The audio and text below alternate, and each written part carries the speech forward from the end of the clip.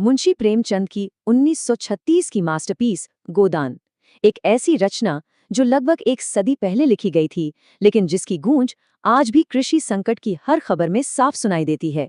आइए आज इस क्लासिक नॉवेल के गहरे सामाजिक और राजनीतिक विषयों की परतों को खोलते हैं और समझने की कोशिश करते हैं कि इसके असर इतने लंबे समय तक क्यों टिके हुए हैं। शुरुआत करते हैं मेन कैरेक्टर होरी के इस बेहद चुभने वाले डायलॉग से। हम लोग तो बैल हैं जिन्हें तब तक जोता जाता है जब तक हम गिर न पड़े।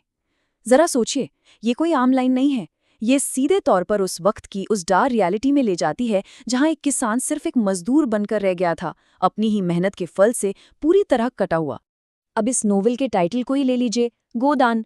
गोदान का सीधा सा मतलब है पापों से मुक्ति और ईश्वरीय आशीर्वाद के लिए मृत्यु के समय गाय का दान। सुनने में कितना पवित्र लगता है ना? लेकिन कहानी में ये एक भयंकर आयरनी यानी विडंबना है। जो अनुष्ठान आध्यात्मिक शांति के लिए बना था, वही असल में एक ऐसे विनाशकारी कर्ज के चक्र का कारण बन जाता है जो होरी को पूरी तरह बर्बाद कर देता है। तो आज के इस एनालिसिस में हम इस पूरी कहानी को एक माइक्रो से मैक्रो लेवल तक डिकोड करेंगे। एक किसान के छोटे से सपने से लेकर उन विशाल आर्थिक और वैचारिक प्रणालियों तक जिन्होंने उसकी दुनिया को आकार दिया। चलिए सबसे पहले बात करते हैं उस एक साधारण से सपने की जिसने इस पूरी ट्रेजेडी की नींव रखी। कहानी में गाय सिर्फ एक जानवर नहीं है। ग्रामीण भारत में ये धन, धार्मिक कर्तव्य और एक अच्छे स्टेटस का सिंबल होती है। होरी के लिए भी ये एक सपना था, लेकिन धीरे धीरे हम देखते हैं कि कैसे ये पवित्रता का प्रतीक एक बहुत ही जानलेवा इकोनॉमिक ट्रैप में बदल जाता है। होरी की गरिमा की ये चाहत ही उसे खत्म करने का औजार बन जाती है।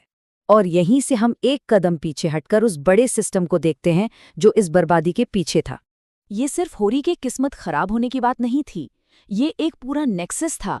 ये स्लाइड इस शोषण की परतों को बड़ी ही साफ तरह से दिखाती है।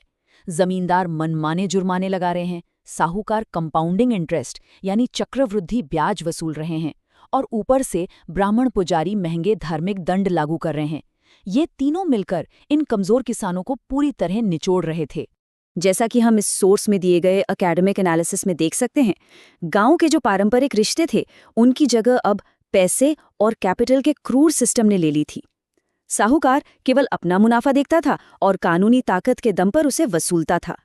इसका सीधा सा मतलब था कि समाज के सारे रिश्ते अब कमोडिटी बन चुके थे। अब इस कहानी का एक और बहुत अहम पहलू है जिसे समझना जरूरी है, और वो है उस समाज का महिलाओं पर असर। प्रेमचंद ने यहाँ दो बिल्कुल अलग दुनियाएं रची हैं। एक तरफ है ग्रामीण धनिया, हालात से हारी हुई लेकिन फिर भी अपनी बात बेबाकी से रखने वाली, वो हर मुश्किल में डटी रहती है। और दूसरी तरफ है मिस मालती, जो वेस्टर्न इन्फ्लुएंस वाली, पढ़ी लिखी, आधुनिक और इंटेलेक्चुअल दुनिया का हिस्सा तो है, लेकिन ग्रामीण यथार्थ और मिट्टी की सच्चाई से एकदम कटी हुई हैं। ये कॉन्ट्रास्ट अपने आप में बहुत कुछ कह जाता है। ये जर्नल का अंश भी इसी पितृसत्तात्मक या कहें पेट्रियार्कल समाज की जटिलताओं को हाईलाइट करता है। महिलाओं पर एक अजीब सा दबाव था, उन्हें घर भी संभालना था, शोषण से भी लड़ना था और समाज के बनाए हुए आदर्श नारीत्व के साँचे में भी फिट बैठना था। ये इस बात पर एक गहरी चोट है कि कैसे उस समय के नैतिक मापदंड गिर रहे थे। इस पॉइंट पर आकर हमें खुद प्रेमचंद की वैचारिक यात्रा यानी उनके आइडियोलॉजिकल शिफ्ट को भी समझना होगा।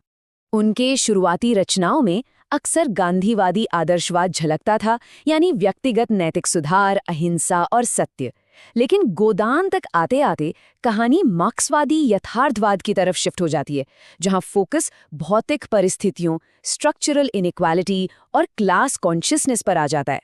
इस अकादमिक पेपर को देखें तो ये साफ हो जाता है कि ये शिफ्ट क्यों हुआ, क्योंकि ये स्पष्ट हो चुका था कि सिर्फ एक इंसान की अच्छी नैतिकता इस बड़े सामंती और पूंजीवादी ढांचे को नहीं तोड़ सकती। साहित्य अब किसान को एक नैतिक रूप से विफल इंसान नहीं, बल्कि एक क्रूर आर्थिक व्यवस्था का शिकार मान रहा था। और वर्ग चेतना यानी क्लास कॉन्शियसनेस की ये शुरुआत धनिया के इस बेहद पावरफुल डायलॉग में फूट पड़ती है। हम झुकते जाते हैं और वे हमारी कमर तोड़ते जाते हैं।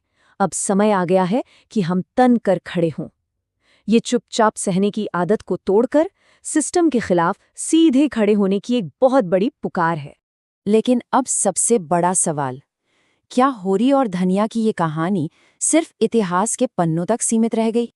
बिल्कुल नहीं। अगर हम इन ऐतिहासिक प्रणालियों को आज के भारत से जोड़कर देखें तो सच्चाई काफी कड़वी है। पीढ़ियों तक चलने वाला कर्ज का जाल, किसानों की आत्महत्याएं, कॉरपोरेट कंट्रोल के खिलाफ हाल ही के प्रोटेस्ट्स और ग्रामीण और शहरी विकास के बीच की लगातार बढ़ती खाई। स्कॉलर्स आज भी 1936 के उस कृषि संकट और आज के हालात में सीधे पैरेलल्स ड्रॉ करते हैं। तो इन सब चीज़ों को गहराई से समझने के बाद ये सवाल मन में रह ही जाता है, क्या होरी महतो का साया आज भी हमारी आधुनिक कृषि व्यवस्था पर मंडरा रहा है? क्या इस सिस्टम में कभी कोई सच्चा स्ट्रक्चरल बदलाव आया? इस पर विचार ज़रूर कीजिएगा।